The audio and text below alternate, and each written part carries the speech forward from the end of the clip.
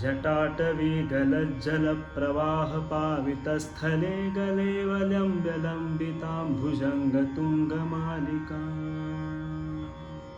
डमड्डमड्डमड्डमन्निनादवड्डमर्वयं चकार चण्डताण्डवं तनोतु नः शिवः शिवम् जटाकटाह सम्भ्रम भ्रम निलिम्प निर्झरी विलोलवीचिवल्लरी विराजमानमूर्धनि धगद्धगद्धगज्ज्वलल्ललाटपट्टपावके किशोरचन्द्रशेखरे रतिः प्रतीक्षणं मम रतिः प्रतीक्षणं मम रतिः प्रतीक्षणं मम। नमस्कार, मी अरविंद आठले. आता आपण अतिशय सुंदर आवाजामध्ये शिवतांडव स्तोत्र ऐकलेलं आहे, त्याचा काही भाग. तर रावणाने शिवाला प्रसन्न करण्यासाठी हे शिवतांडव स्तोत्र म्हटलं आणि त्यामुळे शिव हा रावणावर प्रसन्न झाला. इतकं हे अतिशय सुमधुर आणि तांडवाचा त्याच्यामध्ये भास असणार त्याचा एक विशिष्ट ठेका आहे. तुम्ही तो ऐकलाय नुकताच, तुम्हाला फार आवडेल तो. आणि सामवेदाची सुरुवात जेव्हा झाली त्याच्या आधी रावणाने हे गाणं आहे, हा जो शिवतांडव त्यांनी म्हटलं, हा काहीसा एका अर्थाने सामवेदातला भाग आपण समजूया. सामवेद हे प्राचीन संगीत आहे. आपली जी सुरुवात झाली, आपल्या संगीताचा निसर्गाशी अत्यंत मोठा संबंध आहे आणि या निसर्गाच्या संबंधामुळे हा पूर्ण निसर्ग आपल्या संगीतात आलेला आहे. आपले जे सप्तद्वीप आहेत पृथ्वीचे, आणि या द्वीपांपासून त्या द्वीपाचं जे काही वातावरण असेल भौगोलिक, त्यानुसार ऋषींनी ते जाणून त्यानुसार 7 स्वर बसवलेले आहेत. यातलं मुख्य सा आहे हे आपण बघितलंय. साला आणि ह्या स्वरांना प्रत्येकाला असा रंग आहे. तर आता आपण ह्या सामवेद मुख्यतः पूर्वी ऋषीमुनी हे देवतांना प्रसन्न करण्यासाठी वापरत असत. त्यामध्ये ते बीजमंत्रांचा गाण्यामध्ये उपयोग करत असतात. गायन आहे सामवेद हे. आणि सामवेदातले बहुतेकांशी सगळे श्लोक मूळ जे आहेत 75 साधारणपणे श्लोक हे ऋग्वेदातून घेतलेले आहेत. ऋग्वेदाचे मूळ 3 स्वर आहेत आणि सामवेदामध्ये त्याचे 7 स्वर करून अत्यंत रंजक आणि त्या देवतांना खरोखरच प्रसन्न करून घेता येईल निनाळे वाद्य त्यांनी त्या ठिकाणी वापरले आहेत. गायनाचे निनाळे राग मालिका रागिण्या त्यामध्ये वापरलेल्या आहेत. तर याचं सगळं जे काही हा सगळा जो थिअरॉटिकल यातला जो भाग आहे ते आपल्यासमोर जे आता बसलेले आहेत, ज्यांनी हा शिवतांडव स्तोत्र म्हटलं, ते आहेत श्रीयुत केदार केळकर. तर यांचा मी थोडक्यात तुम्हाला परिचय करून देतो. हे पेणचे आहेत आणि यांचं मूळ शिक्षण पेणला झालेलं आहे. ती नंदा गोखले यांच्याकडे ते पेणला हे शिक्षण शिकले. त्यानंतर ते मेघनाथ कोल्हापुरे यांच्याकडे काही काळ त्यांनी शिक्षण केलं आणि 1913 पासून ग्वाल्हेर आग्रा घराण्याचे पंडित सुहास व्यास यांच्याकडे ते सध्या शिकतायत. ते स्वतः गाणे शिकवतातही आहेत. अत्यंत सुमधुर आवाज आहे त्यांच्या. पहिल्या भागामध्ये तुम्ही त्यांच्या आवाजाची जादू ऐकली असेल. अनायासे आज त्यांचा छान आपल्याला उपयोग होतो आहे. आणि सामवेद काय आहे हे समजावून घेण्यासाठी ते आपल्या समोर बसलेले आहेत. तर मी विनंती करतो आपल्याला की सामवेदाचं जे काही प्राथमिक सगळं देह आहे हे आपण सुरू करावं. सगळ्यात प्रथम म्हणजे काका, तुम्हाला विनम्र अभिवादन करतो की एक तर मला तुम्ही ह्या इतक्या मोठ्या विषयामध्ये तुमच्या सोबत हे काम करण्याची तुम्ही संधी दिली. कारण हा एक सहवास आहे, मला संत सहवास लाभला असं मी म्हणतो. आणि संगीताचा अभ्यास करताना हा इतिहास हा सुद्धा तितकाच महत्वाचा आहे की जो सतत पडताळला गेला पाहिजे. कारण आजचं संगीत म्हणताना आपण फक्त आजच्या काळात जे चालू आहे त्यानुसार सगळं काम सुरू आहे, पण त्याचा जर मागोवा घेतला तर आज जे आपण शास्त्रीय संगीत ऐकतोय किंवा गातो वाजवतो आहे त्याचा इतिहास हा हजारो वर्ष मागे जातो आणि सगळ्यात मेन वेदांमध्ये जातो. इतक्या जुन्या युगामध्ये आजही त्या गोष्टी लिहिल्या ज्या आपण आज आम्ही वापरतो किंवा संगीत क्षेत्रात आपण ऐकतो.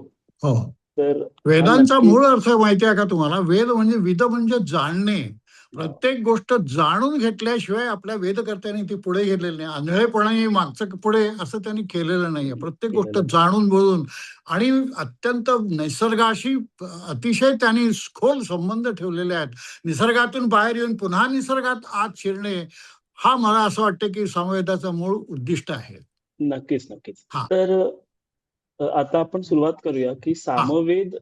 सामवेदातून संगीत कसं आलं हा जर विषय घेतला, सगळ्यात महत्वाचा हा वेद मानला जातो 4 वेदांपैकी, की ज्याच्यामध्ये संगीत निर्माणही झालं.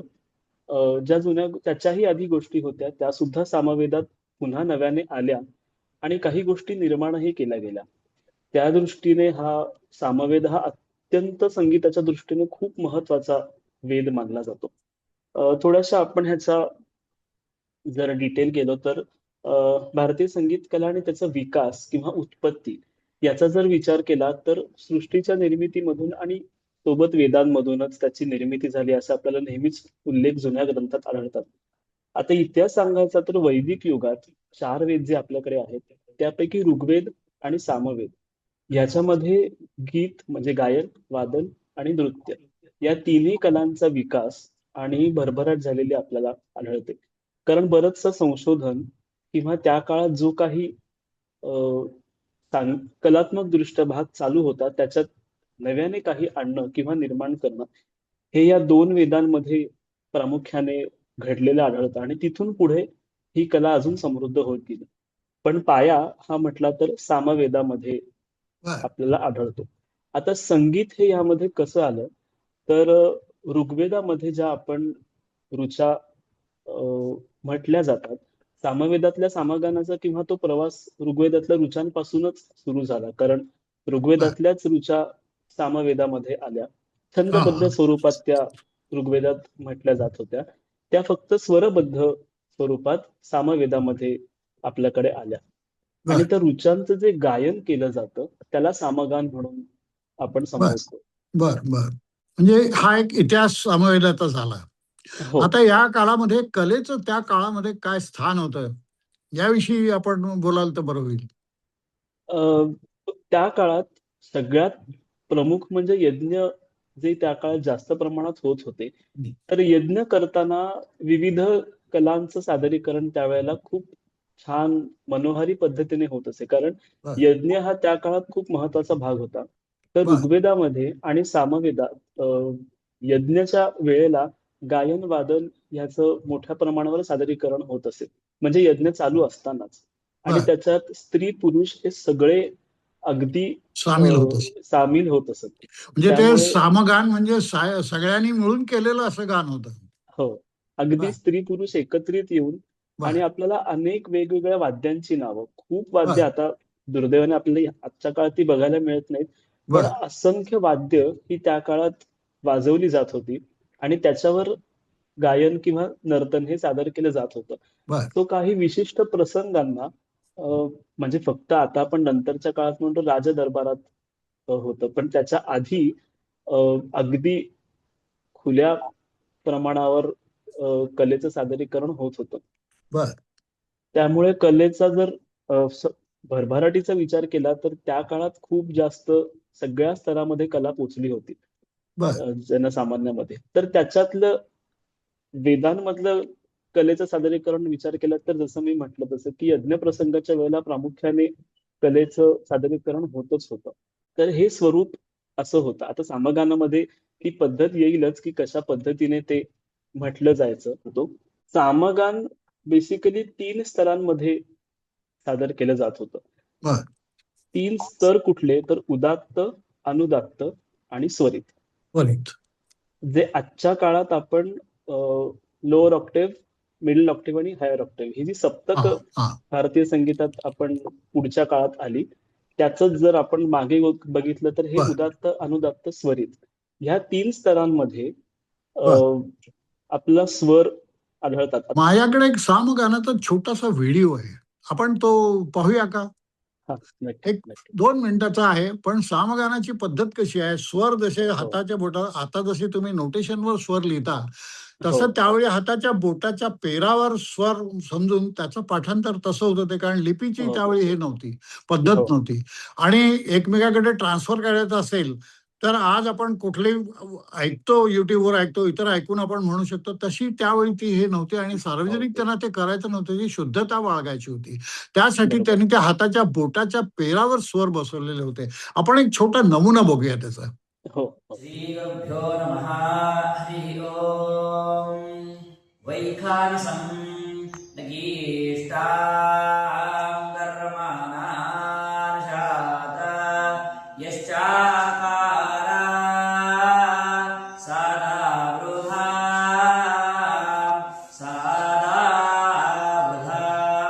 इन्द्राणाया न्यैर्विश्वावो तामार्ध्वसा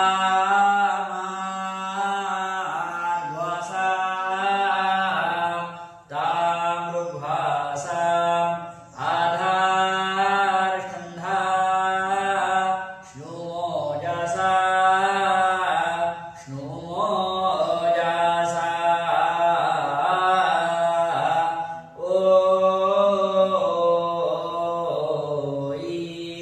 दा इदां गमे विष्णोः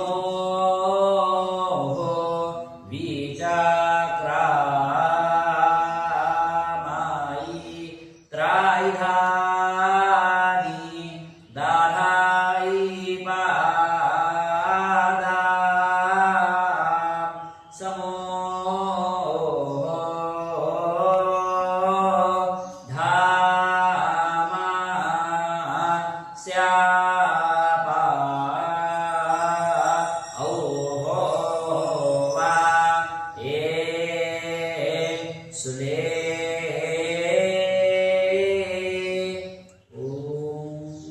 हा जो नमुना तुम्ही बघितला आता, तर तुमचं ह्याच्यावर काय, कसं, म्हणजे तुमचं रिडिंग काय आहे ह्याच्यावर, कसे, म्हणजे आता जे नोटेशन आहे आणि हे हाताच्या पेरावर गोठलेलं नोटेशन, हे एक प्रकारे नोटेशनच आहे ना? हो हो ही हा. दर्शवण्याची पद्धत होती, स्वर हा. दर्शवण्याची पद्धत. आता सामगान करताना ते म्हणण्याची एक विशिष्ट पद्धत होती. म्हणजे एखादा शब्द रुचेतला तो लांबवताना कंपनयुक्त आवाज काढणं किंवा चढ उतार असेल. आपण या व्हिडिओत ऐकलं असेल की शब्द किंवा स्वर वरती खालती होतो. सो हा जो चढ उतार आहे हा दर्शवण्याचा एक गळ्यातूनही भाग होता, ज्याला आपण गमकयुक्त थोडासा बर. अ, एक शब्द थोडा अगदी आत्ता होईल की फील देणं असं होईल. हा. आणि हा. कंपन जी आपण देतो ती अ, जशी गळ्यातून दाखवली तशी ती समोर नोटेशनच्या पद्धतीने त्या ह्याच्यात दाखवत होती. आता बर. जे मंत्र पठण करताना हातांच्या हालचाली जसं अंगठ्यावर इथे दाखवतात किंवा इथे दाखवलं जातं. तो त्याचा हेतू हा होता की जे स्वर वापरले आहेत किंवा जो तो शब्द लांबवला आहे त्याचं थोडक्यात ते दर्शवण्याची ती पद्धत होती. आजच्या काळात जसं आपण भातखंडांची किंवा पलुसकरांची जी स्वरलिपी पद्धती बघतो, जसं हा. हा. स्वराच्या खाली एक टिंब असतो किंवा स्वराच्या खाली आडवी रेघ असते. तो कोमल स्वर असेल तर खाली आडवी रेघ, मंत्र सप्तकात एक टिंब देतो, तारसप्तकाला स्वराच्या वरती टिंब देतो. तो ही लिखित स्वरूपातली जी पद्धत आज अवेलेबल केली ती त्यावेळेला अशा पद्धतीने दर्शवण्याची पद्धत होती. बर. तो त्या हातांच्या आणि बोटांच्या हालचालीने आणि गात्रविण्याच्या सहाय्याने पण ते गायलं जात होतं. तर बर. दोन्हीच्या माध्यमातून जी नोटेशन पद्धती थोडक्यात आपण त्यावेळेलाही त्याचा विचार केला होता. बर. तर तशा पद्धतीने ते म्हणतानाच तसं म्हणतात की त्याच्यातून ते व्यक्त होतं किंवा ते समजतं अशा आहे. बर. बर. बर. आणि सामगानाचं मुख्य उद्दिष्ट यज्ञ करणे, यज्ञामध्ये हो त्या देवदेवतांना अग्नीच्या द्वारे जाणे, हो अग्नीसाठी, त्यासाठी अग्नी उत्पन्नासाठी वेगवेगळ्या प्रकारचं हवन करणे, हा जो हो भाग होता. आणि त्यावेळी बाकी तिथे जे काही सामवेदी बसत असत, ऋग्वेदी लोक ऋचा म्हणत असत आणि सामवेदी हो त्यांचं गायन म्हणत असत. अशा प्रकारे तो यज्ञ चालून त्या त्या देवतांना प्रसन्न करून ते समोर साक्षात उभे करून शकण्याची त्यांची ताकद होती. तर ताकद होती. मूळ गायनाचं उद्दिष्ट जे आहे की त्याला प्राप्त करणे. हो गायनाचं उद्दिष्ट त्यावेळी करवणूक हे नक्कीच नव्हतं. नक्कीच नक्कीच नाही. थोडं आता तुम्ही जे म्हणालात तर हा. त्या यज्ञ प्रसंगाच्या वेळी ती कसं म्हटलं जायचं हा. याच्यावर थोडस मग मी सांगतो हो, सांगा.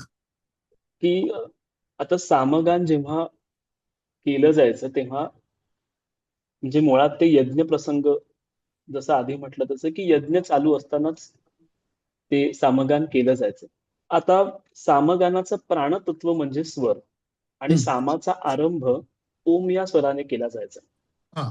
आणि यज्ञ प्रसंगाच्या वेळेला 3 गायकांच्या द्वारे ते सादर केलं जायचं, ज्यांना प्रस्तोता, उद्गाता आणि प्रतिहर्ता हो. असे 3 जण असायचे.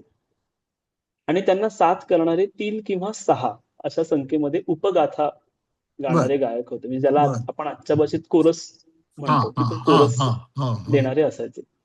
आणि ह्याच्यामध्ये स्त्रिया सुद्धा गायन वादनात असायच्या. म्हणजे बरं. फक्त पुरुष असं नाही, तर सगळे जसं आपण पहिले म्हटलं, की हां. मिळून म्हणजे ते समगान केलं हे जातं. सामूहिक गान होतं एका अर्थाने. अगदी, अगदी. म्हणजे खरं म्हटलं तर त्यावेळेला ते जास्त खूप ओपन माइंडेड आपण जर शब्द हो, वापरला, हो, तर हो, हो. त्यावेळेची पिढी होते असं म्हणू शकतो. हो ह्या अक्षराचं हे साथ करणारी जी उपगाथा गाणारे होते, ते हो हां. या शब्दाचं दीर्घ असं उच्चारण करायचे. बरं, त्याच्यामध्ये यजमान म्हणजे प्रमुख जो होता, तो मंद्र स्वरामध्ये म्हणजे खर्जामध्ये खालच्या पट्टीत ओम या स्वराचं दीर्घ उच्चारण करायचं.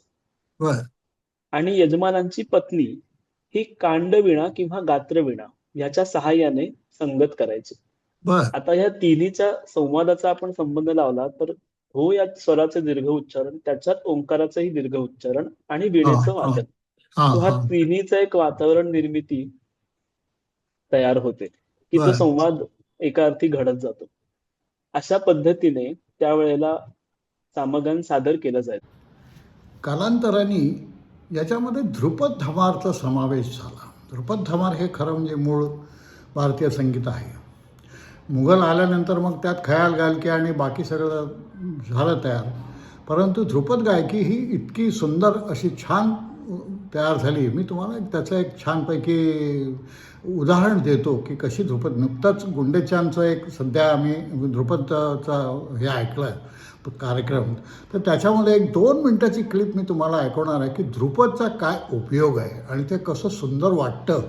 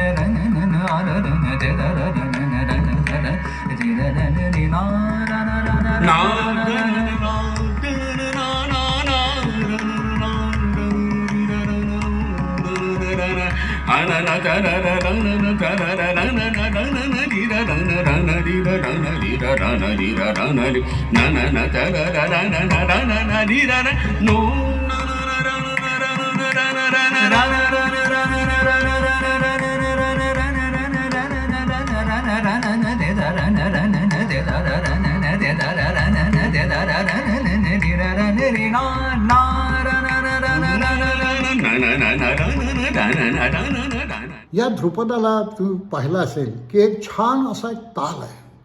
पखवाज वाजवला जातो या ठिकाणी आणि अत्यंत श्रवणीय असं हे गायन आहे. तर ही परंपरा पुढे चालू राहिली. अनेक गुरुघराणे त्यात आली. नेहमी हे गायनाचा जो प्रसार झाला हा सगळा गुरुघराण्यातून झालेला आहे.